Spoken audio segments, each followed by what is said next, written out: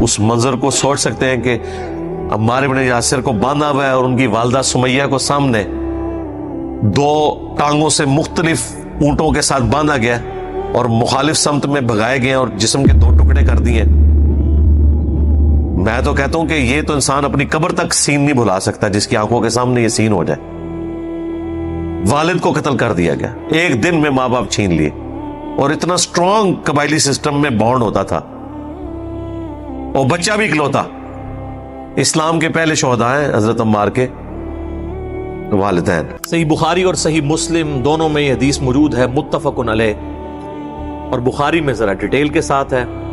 International number کے مطابق 2812.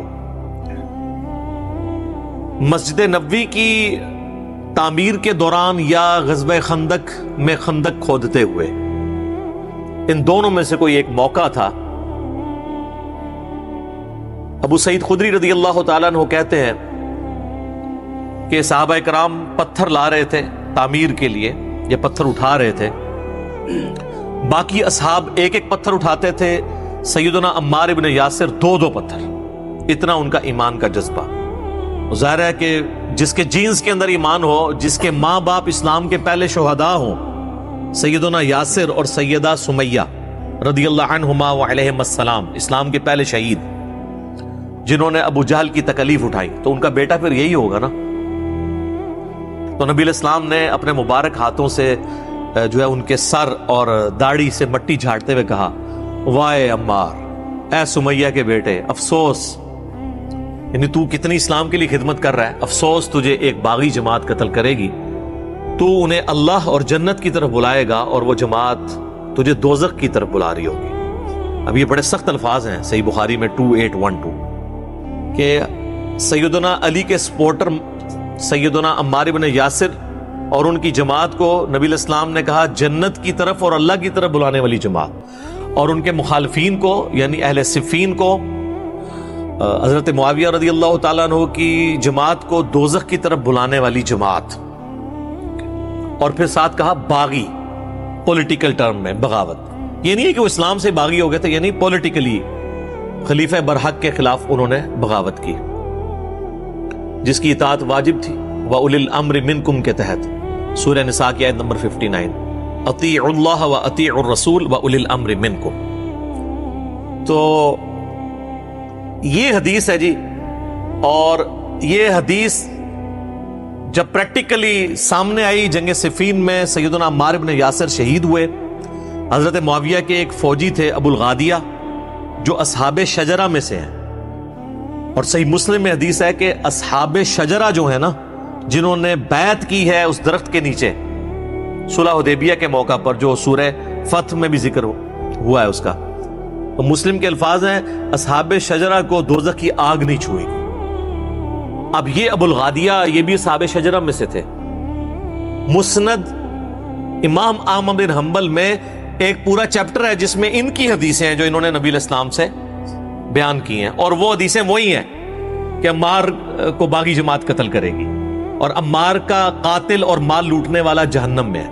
اور انہی حدیث میں ابو الغادیہ خود رویا کرتے تھے کہ مجھ سے عمار ابن یاسر کا قتل ہوا ہے. اور وہ تو بڑی دردناک حدیثیں ہیں, پھر ٹاپک دوسری طرف چلا جائے گا, وہ آپ ریسرچ پیپر میں پڑھ لیجئے گا, وہ میں اینڈ پہ بتا بھی دوں گا انشاءاللہ. تو ابو الغادیہ سے ہوا, اور اس پہ بعض لوگوں نے کوشش کی کہ جی ابو الغادیہ جو ہے وہ اتنا بڑا جرم کر کے بھی بخشے جائیں گے کیونکہ اصحاب شجرہ میں سے ہیں. تو شیخ ناصر الدین البانی, جن کو اہل حدیث تو اپنا محدث اور اس دور کا امام بخاری مانتے ہیں, باقی مکاتب فکر میں بھی اہل علم ان کی قدر کرتے ہیں, انہوں نے سلسلہ احادیث صحیحہ میں باقاعدہ بحث کی کہ یہ بہت مشکل تعویل ہے جو آپ کر رہے ہیں.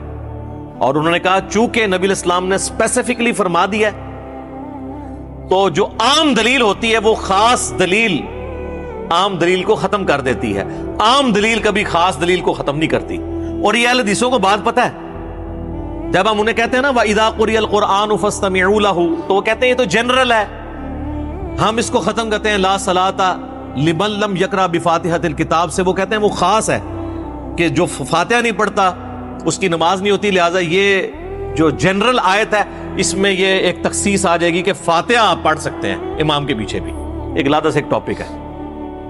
یہاں پہ وہ بھول جاتے ہیں کہ جب اسپیسیفکلی آ گیا کہ عمار کا قاتل اور مال لوٹنے والا جہنم میں ہے، المستدرک الحاکم میں حدیث ہے، مسند امام احمد میں، تو وہ عام والی بشارت اس سے گئی، لیکن یہ ہمیشہ کے لیے جہنم میں نہیں۔ الٹیمیٹلی ہر مسلمان کو جس نے ایک دفعہ بھی کلمہ پڑھا ہے وہ جنت میں جانے میں انشاءاللہ کامیاب ہو جائے گا۔ باقی یہ آخرت کے معاملے میں نے آپ کو ایک ٹیکنیکل بحثیں کی ہیں، اللہم اجرنا من النار، آمین ثم آمین۔ تو یہ حدیث اور اس کے بعد جب یہ سارا معاملات ہوئے تو پھر اہل سنت کے ہاں یہ چیز اسٹیبلش ہو گئی کہ حضرت علی رضی اللہ تعالیٰ عنہ کی ساری جنگیں حق پر مبنی تھیں اور مخالفین باغی تھے۔ البتہ اس میں اختلاف ہے کہ مخالفین کی جو بغاوت ہے وہ اجتہادی خطا کے طور پہ شمار کی جائے گی یا ہٹ درمی کے اوپر، اس میں اختلاف ہے۔